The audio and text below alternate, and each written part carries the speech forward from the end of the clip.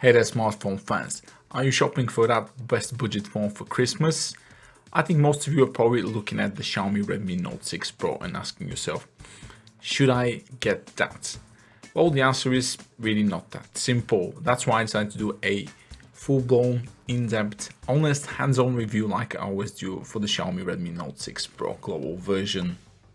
This sixth iteration of the Redmi Note series comes as a surprise to me because it's very soon after the Redmi Note 5 Pro. What it brings is an upgrade, bigger screen, a notch, and AI cameras on the back and front, but keeps all the good stuff like the Snapdragon 635, the big battery, and of course the headphone jack and IR blaster.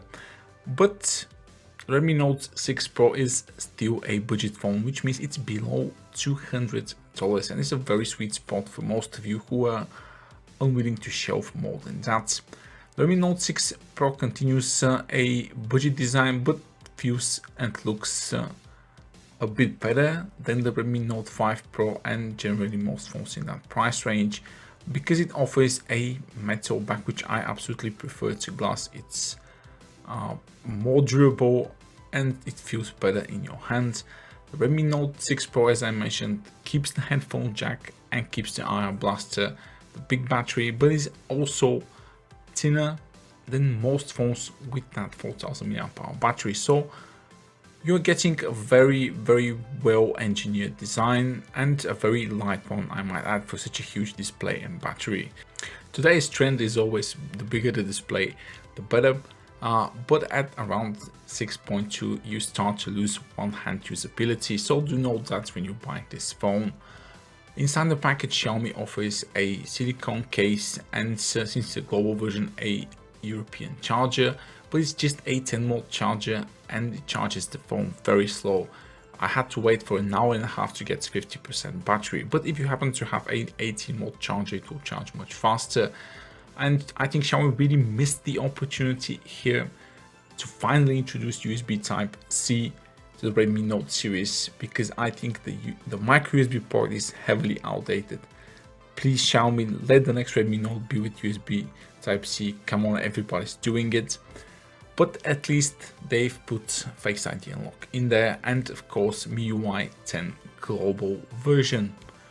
This comes with on top of Android 8.1 Oreo and is mostly a AI oriented new upgrade for Xiaomi. It brings some new features. The gesture system is the same as the MIUI 9, a bit more iOS like menus, a bit more refined, but it also looks to me a bit more taxing on the hardware, as icons and everything looks much smoother, much more detailed. It brings a little bit of a hit to the performance. As you can see, animations are not super smooth, especially with the new multitasking menu that you saw a little earlier. So everything looks cool, everything looks very flashy as part of the software, but I do start to think that MIUI is getting a bit too over bloated, especially for that budget design. The Snapdragon 635 is a fairly powerful chip and shouldn't be troubled by these animations, so it's probably either optimization or just the MIUI 10 is a bit over bloated. This is, as I said, the global version. I do suggest to use the India region because that has the free themes and no ads, and of course Xiaomi have also kept their core good stuff like the mirror mode, compass, and of course FM radio, and now add screen recording to the mix as well. So this is a very feature packed phone for below $200. What about other type of performance? Well, I mentioned a bit of animation stutter here and there, but generally the phone runs very well. Now do know that once you pick this phone up for the first day or two, it will feel a bit sluggish, but I think this is to do with the new AI preloading stuff, and after that it starts to run much faster because the system actually learns which app you use and preloads them before you actually use them, making the experience better and better every time you use it, to one point that you feel very smooth. Even with that 3 GB of RAM, just don't expect to run 20 apps in the background and have them all not reloading. In general, I was pleased with the performance, but as I said, do expect from the start to be a little bit sluggish until the AI really learns what you want to use and what you don't use that often. And of course, there is the feature to hide the notch if you want to in the settings menu as well. And still, split screen multitasking is a bit of a pain in MIUI, and like in most Chinese phones. I don't know why you have this huge screen and not have the split screen multitasking like on a shortcut key or something. It really needs to be done because this big screen is going a bit to waste. Speaking about that big screen, the display quality is pretty much the same as the Redmi Note 5. Again, bigger display, contrast very good, color saturation very good. The display doesn't support HDR, but it does support 60 frames per second, so it's a very smooth display, very good for watching videos, especially with that big battery. And Xiaomi do have one of the best, if not the best, sounding speakers at this price range. Check them out.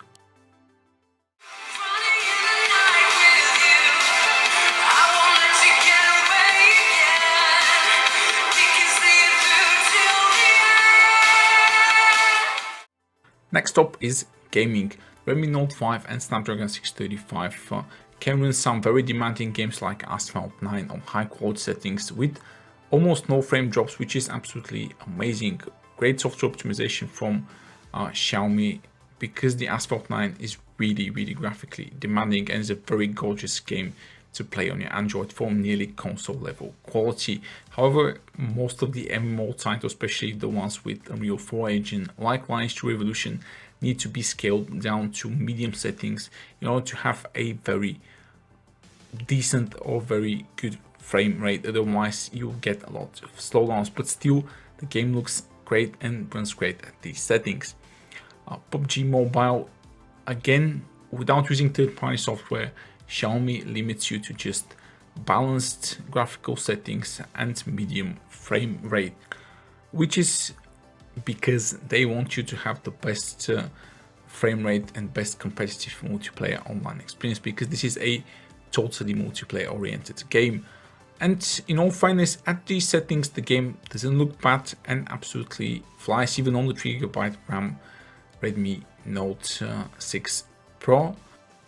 And with that big battery inside, you're looking at around 6 to 7 hours of non-stop PUBG Mobile on a single charge, which I don't think many phones can actually brag about.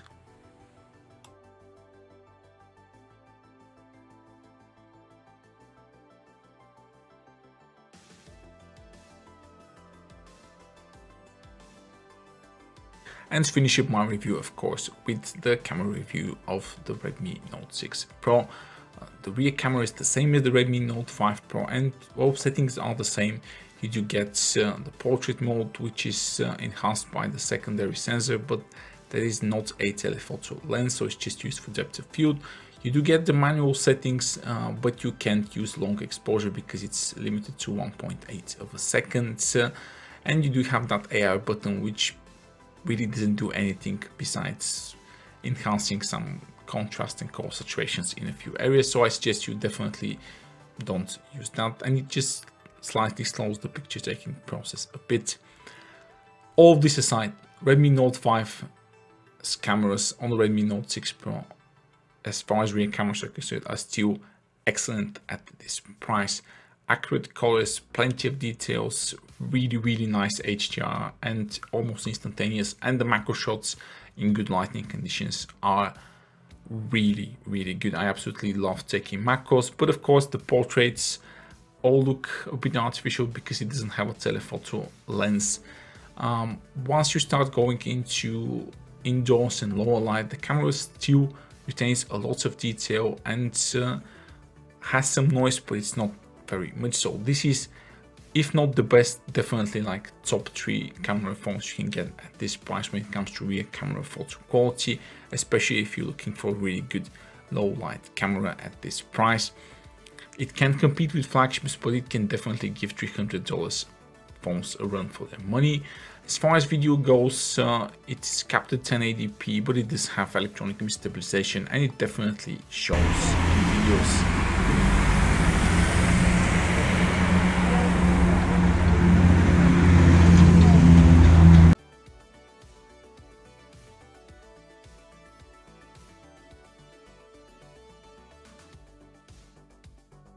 There's now two front cameras. One is a 20 megapixel sensor and one is a very tiny 2 megapixel sensor. Now, the photo quality is really good at this price. I think it's up there with the best, but it's a very narrow angle sensor, and without a selfie stick, I don't think you get more than two people in one shot. But still, it's a slight and decent camera upgrade over the Redmi Note 5 when it comes to front cameras. Overall, the cameras on the Redmi Note 6 Pro are really good for the price.